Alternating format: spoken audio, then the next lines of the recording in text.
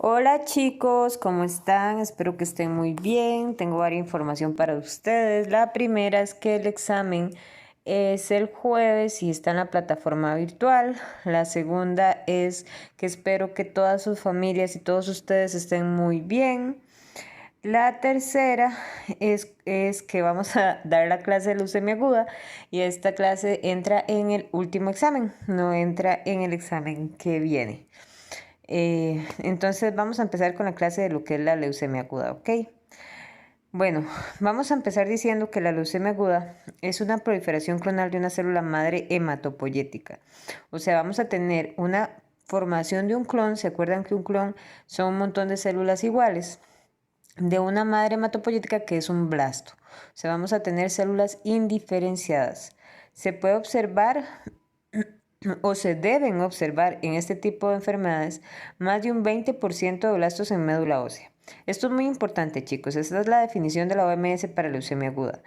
Es importante que tengan en claro que es en médula ósea, no es en sangre periférica, porque en muchas ocasiones en sangre periférica pueden haber menos de un 20% de blastos y en médula ósea haber 60% de blastos, ¿verdad? O sea, para hacer el diagnóstico de estas enfermedades hay que hacer una médula ósea.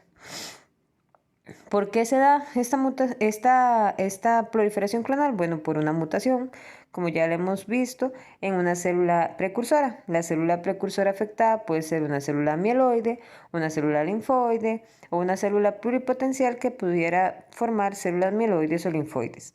¿Se acuerdan que tenemos la ML?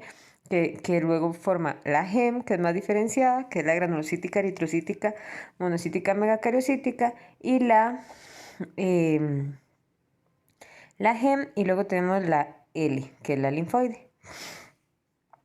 En cuanto a la leucemia aguda, pues en sí, ¿qué características tiene? Vamos a tener, como les decía, que son las células involucradas son células de aspecto maduro, que su desarrollo es bastante repentino, o sea, no es como la parte crónica. ¿Se acuerdan que ellos podían estar muchos meses con la leucemia y no darse cuenta? Bueno, en la leucemia aguda no es así. Apenas ellos se desarrolla la leucemia, pasa poco tiempo para que aparezcan los síntomas y se vuelvan los pacientes sintomáticos y necesiten buscar ayuda. En este caso existe un aumento de la proliferación junto con una disminución en la diferenciación, o sea, vamos a tener células que se están proliferando rápidamente, pero la diferenciación en estas es menor, se van a quedar en el estado de blasto. ¿Se acuerdan que a diferencia de las leucemias crónicas sí encontrábamos células maduras en todos los estadios? Bueno, las leucemias agudas no. Las leucemias agudas tenemos principalmente detención madurativa a nivel de blastos. En cuanto a la etiología, bueno, cualquier cosa podría estar relacionada con la presencia de la leucemia aguda. En realidad no sabemos de dónde salen. Hay personas que no tienen ninguna predisposición y la padecen. Hay personas que tienen todas las predisposiciones y no la padecen.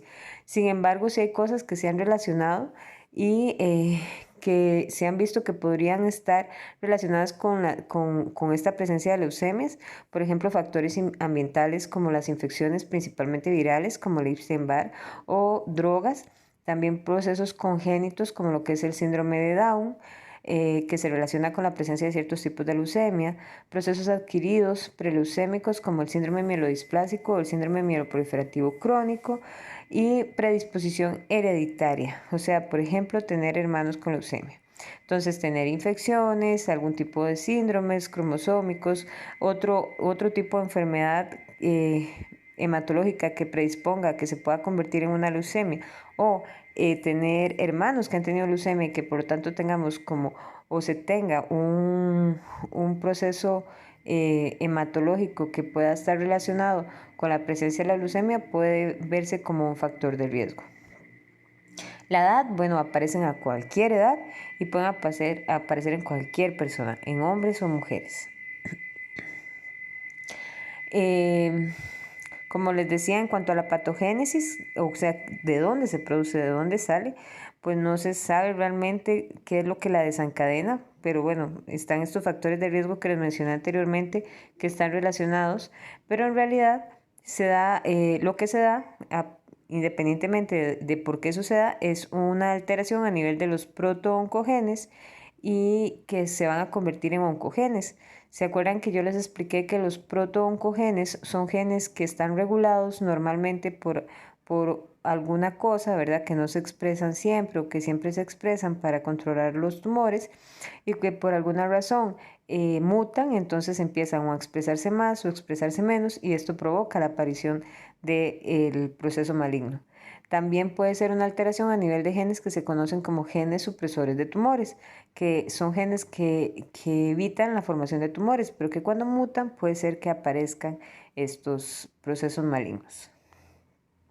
En cuanto a los hallazgos clínicos, tenemos que va a haber dolor óseo, ¿verdad? Puede ser que a las personas les duela mucho los huesos. ¿Y por qué? Bueno, porque hay una alta proliferación celular y como ustedes recordarán, la médula ósea se encuentra dentro de los huesos, ¿verdad? Entonces, si hay una alta proliferación celular y se están produciendo muchas células dentro del hueso, va a producir dolor óseo. Se va a relacionar con pancitopenia o con citopenias específicas, como por ejemplo podemos tener neutropenia, podemos tener anemia, podemos tener trombocitopenia. En el caso de la neutropenia, bueno, se ha visto que estos pacientes se relacionan con sintomatología como infecciones y fiebres porque tienen más susceptibilidad a infecciones por bacterias. En la anemia vamos a tener palidez, letargo, cansancio. En la trombocitopenia pueden haber sangrados, petequias. Y estas neutropenias o estas citopenias en general se dan porque se prolifera tanto el clon maligno que las células normales no pueden producirse. Entonces hay un montón de células malignas y tenemos muy poquito de células normales. Una característica también muy interesante es que el clon maligno puede invadir órganos, pueden haber organomegalias. ¿Y por qué organomegalias? Acuérdense que el hígado y el vaso son órganos hematológicos. Y también podemos tener invasión del sistema nervioso central, ¿verdad? O algunos otros lugares que se llaman órganos santuarios como los testículos, ¿verdad? Son órganos a donde a veces la quimioterapia es difícil que llegue. Se les llama órganos santuarios porque muchas veces la quimioterapia es difícil que llegue a estas zonas y a veces cuando uno da la quimioterapia mata todas las células pero no puede matar las del sistema nervioso central o las de otros órganos como lo que son los testículos. Entonces eso tiene que recibir una terapia adicional para poder eliminar el clon maligno del todo. En cuanto a la clasificación de estas leucemias, bueno, está la clasificación FAB y la clasificación de la OMS. ¿Se acuerdan que hablamos que el grupo FAB era francés, alemán, británico? Que ellos hacen ciertos tipos de caracterización de leucemias. Esta clasificación se basa en la morfología de las células y las tinciones citoquímicas que se le pueden realizar a las mismas. ¿Por qué es importante la clasificación FAB hoy en día? Bueno, aunque no se utiliza directamente para ya darle el nombre a la leucemia, se utiliza de antes para decir, mira, esta leucemia parece una L2 o esta leucemia parece una LMA-M5. ¿Por qué? Porque esto ayuda a ir dirigiendo el diagnóstico o las pruebas que se le van a realizar a este paciente para ir a empezar a descartar. Esto ayuda en cierta forma a hacer una buena utilización de las pruebas que tengamos y de las características y cosas que tengamos. Ahora, la clasificación FAB se basa en la morfología y las tinciones citoquímicas de las células para determinar el tipo de leucemia aguda, que era como lo que les decía. En el caso de las leucemias linfocíticas agudas o LLAs se agrupan entre leucemias L1, L2, L3. Y en el caso de las LMAs o leucemias mieloides agudas se agrupan en 8 grupos de M0 a M7. En el caso de las leucemias linfoides agudas, como ustedes pueden ver acá, los blastos característicamente son blastos que podrían tener núcleos evidentes, poco citoplasma y cromatina laxa. Tenemos entonces que tenemos la L1, la L2 y la L3. La L1 se observan blastos pequeños con poco citoplasma, sin nucleolos y la población de blastos es homogénea en sus características. Es decir, todos son similares. Tenemos la L2, que los blastos son un poco más grandes que los de la L1, con un poco más de citoplasma, nucleolo prominente y la población es más heterogénea, o sea, vamos a tener más tamaños de este tipo de población. encontrándose blastos grandes y blastos más pequeños. Y en la L3 los blastos más grandes son blastos más grandes que los de la L2, su citoplasma es muy basófilo y poseen abundantes vacuolas en el citoplasma y en el nucleolo. Aquí es importante decirles que esta es la clasificación FAB, que ahora la LLA L3, que anteriormente estaba clasificada como una leucemia linfoide aguda de este tipo, ¿verdad? Como L3 en la FAB, ahora se le llama leucemia linfoma de Burkitt. Entonces las células que tienen estas características ya no son LLA L3, sino que son una leucemia linfoma de Burkitt.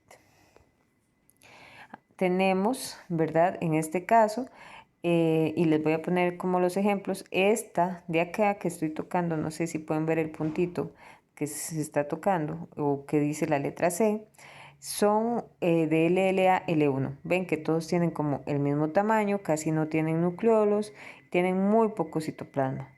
Luego aquí a la par tenemos blastos semejantes a LLA L2, que hay unos más grandes, otros más pequeños, y son pues más tipo el blasto que nosotros vemos con nucleoles evidentes y punteado basófilo.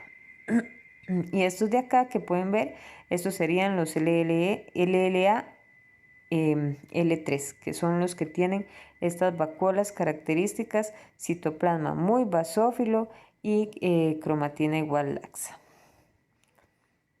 Muy bien. Estos cuadritos que tenemos por acá son la clasificación o son ciertos tipos de características que se utilizan para hacer la clasificación inmunofenotípica de las leucemias agudas linfoides. Normalmente ya en clínica esta es la clasificación que más se utiliza para decir este diagnóstico este paciente tiene este diagnóstico. Entonces lo que decimos es, este paciente tiene una B común o una ProB o una PreB, o es una ProT, una PreT, una cortical, una medular. Normalmente es solo la clasificación monofenotípica la que se utiliza para para ponerle nombre, por decirlo así, a la leucemia que tiene un paciente y se basa en las características inmunofenotípicas de las células que, como ustedes recordarán, se determinan a través de citometría de flujo. ¿Verdad? ¿Se acuerdan que son los antígenos que son reconocidos por ciertos anticuerpos, que sería este proceso de citometría de flujo? Entonces, realmente cuando se hace un diagnóstico se le ponen los nombres a través del inmunofenotipo. Luego está la clasificación de la OMS, que es esta que tenemos por acá, donde se toman en cuenta ya otro montón de características como las anormalidades citogenéticas, donde dependiendo si tiene cromosoma Filadelfia o hipoploidía o hipoploidía, se puede decir o determinar qué pronóstico va a tener ese paciente, ¿verdad? Entonces la clasificación de la OMS permite poner un pronóstico al paciente y recuerden que dar un pronóstico es como decir qué tan bien o qué tan mal le va a ir al paciente en el proceso. Por ejemplo, tener hipoploidía es de mal pronóstico y la hiperploidía es de mejor pronóstico. Cromosoma Filadelfia es de mal pronóstico y así sucesivamente, con otras características. Este es un cuadrito como de resumen de la clasificación de la OMS, de las LLAs según la OMS. Y esto era lo que les mencionaba acá de lo que es leucemia linfoma de Burkitt, que tiene estas características, ¿verdad? De los blastos vaculados muy azules y grandes. Compárenlos con los glóbulos rojos que están a la par para que vean que el tamaño es bastante grande. Muy bien. Eso en cuanto a leucemias linfocíticas agudas. Ahora, en cuanto a leucemias mielocíticas agudas, tenemos lo siguiente. Las leucemias mielocíticas agudas tienen la característica de que, como dijimos anteriormente, se dividen en 7 grupos, dependiendo del tipo de la línea afectada o del tipo de línea afectada. En 8 grupos, perdón, M0, M1, M2, M3, M4, M5, M6 y M7. Tenemos 8 grupos. La primera es, esto es clasificación FAB también, la primera es la LMA-M0, que son células completamente indiferenciadas, son grandes, no tienen granulación y son muy semejantes a la L2. Y en este caso la citoquímica es negativa. ¿Ven? Son células grandes. Tenemos las células también que son con nucleolo evidente, tienen como diferentes tamaños, se parece mucho a la L2. No la podemos diferenciar. Decimos que son indiferenciadas porque no sabemos realmente si estas van para la línea mieloide, linfoide, si van a ser eritroides, si van a ser... sobre todo no sabemos si van a ir hacia ser monocitos, no sabemos si van a ir a ser eritrocitos, no sabemos si iban a ser megacariocitos. Son completamente indiferenciadas, o sea, son células madre más allá, más arriba que las células madre ya un poco más diferenciadas. Luego tenemos la LMA-M1, que en esta vamos a tener células sin maduración, es decir, vamos a tener blastos grandes con poca granulación y esta granulación va a ser fina. Podrían haber cuerpos de Auer en este caso, que son esporádicos y son muy semejantes a una L2. En este caso, la citoquímica es positiva. Entonces, tenemos estas características de estos blastos, pero sí podemos determinar por citoquímica que pertenecen a la serie mieloide, ¿verdad? Entonces ya son células más diferenciadas. Es importante esto, de verdad, esta característica que son sin maduración, porque en este caso, en este tipo de leucemia, que es la M2, vamos a tener células súper inmaduras, ¿verdad? Que son los blastos. No vamos a tener las células de maduración y vamos a tener ya lo que son las células maduras. O sea, puede ser que veamos un meta, un mielo, pero no en gran cantidad. Vamos a tener muchos blastos y células maduras y no van a haber células de maduración intermedia. Esto se llama hiatus leucémico. Luego sigue, esta es la M1, perdón. En la que les dije M2, está aquí acá, es la LMA M1. Luego sigue la LMA M2. La M2 sí son células ya con diferenciación.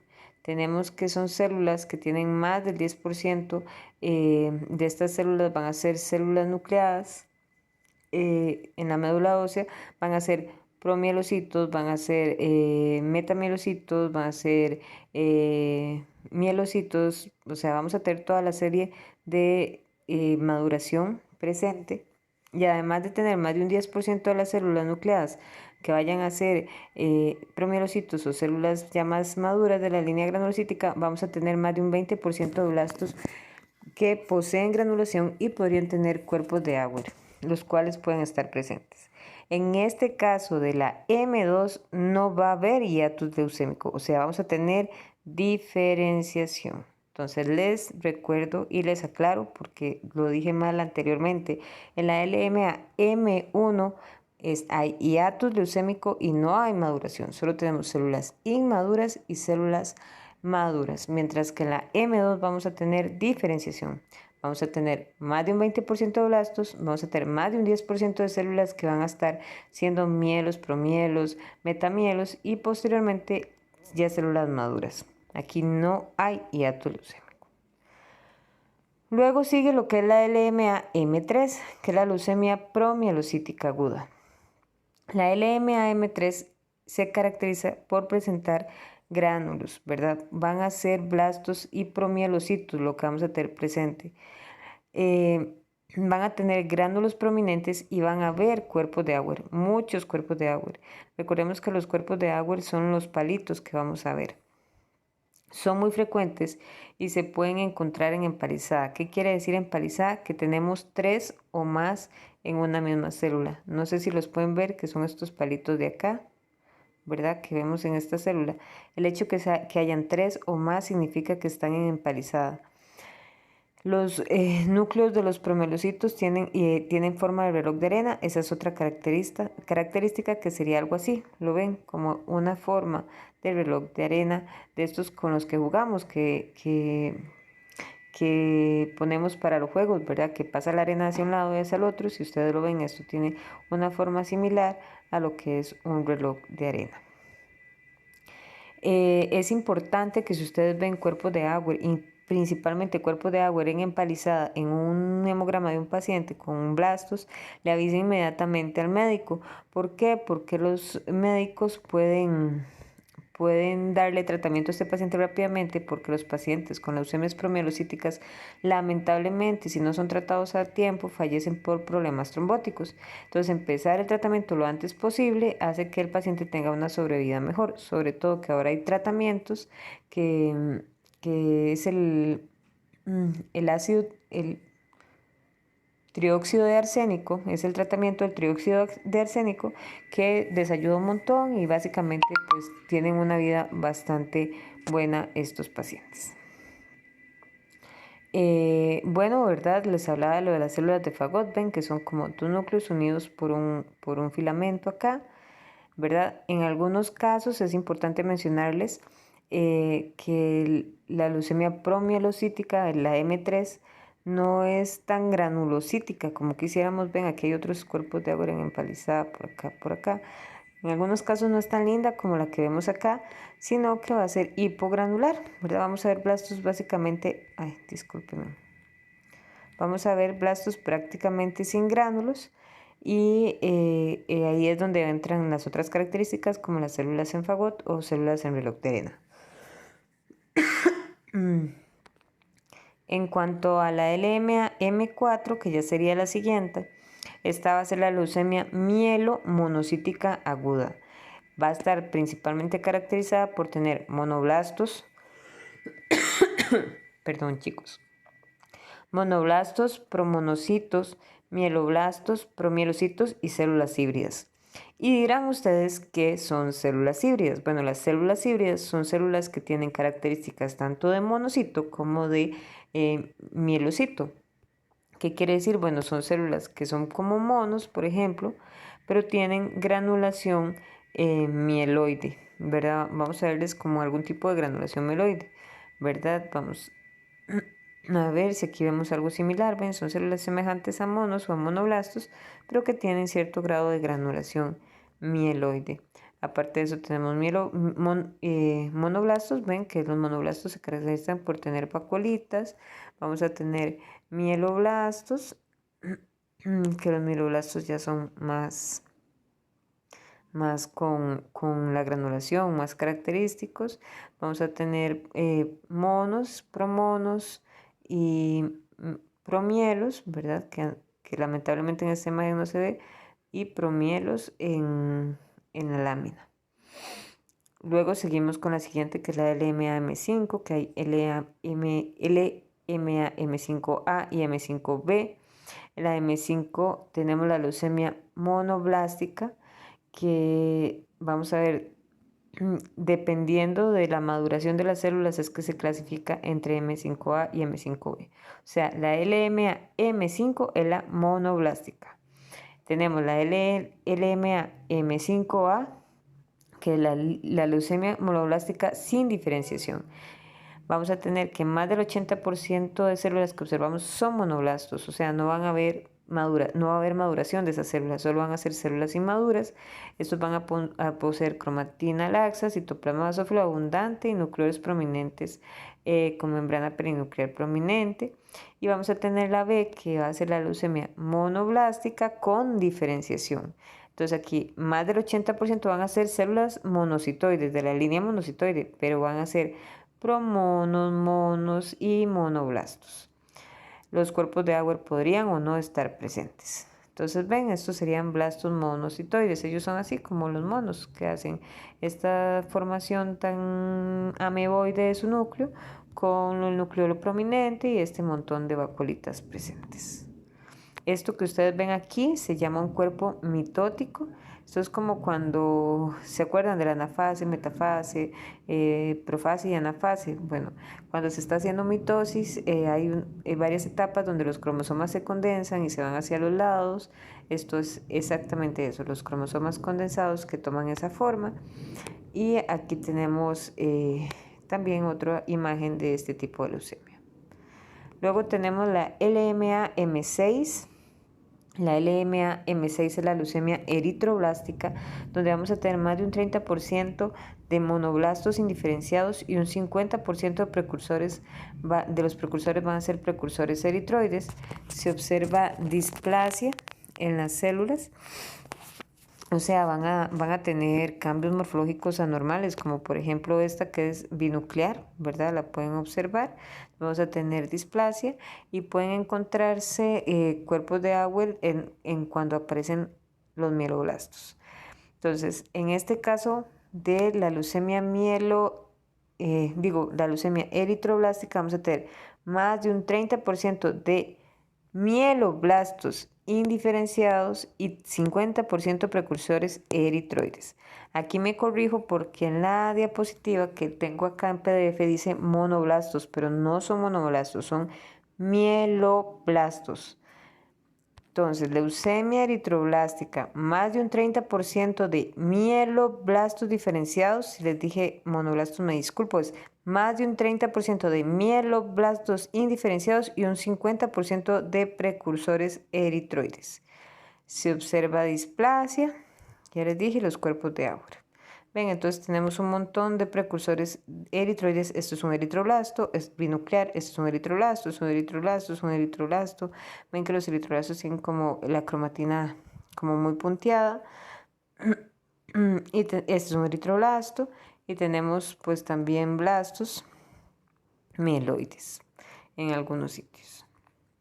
Luego tenemos la LMA-M7, que es la leucemia megacariobblástica, que vamos a tener, que en esta vamos a tener megacariocitos, ¿verdad? Lo que se va a ver afectada la línea de la megacariblástica, o sea, la línea de los megacariocitos, los cuales se observan con gemaciones de este tipo. ¿Se acuerdan que los megacariocitos lo que hacen son las células, las plaquetas, ¿verdad? O sea, los megacariocitos son los precursores de las plaquetas. Bueno, en este caso vamos a tener que van a tener estas gemas que son similares a como la función que ellos tienen, porque los megacardioblastos siempre geman para formar plaquetas. Entonces, característicamente, los blastos de la línea megacariocítica van a tener esas gemaciones.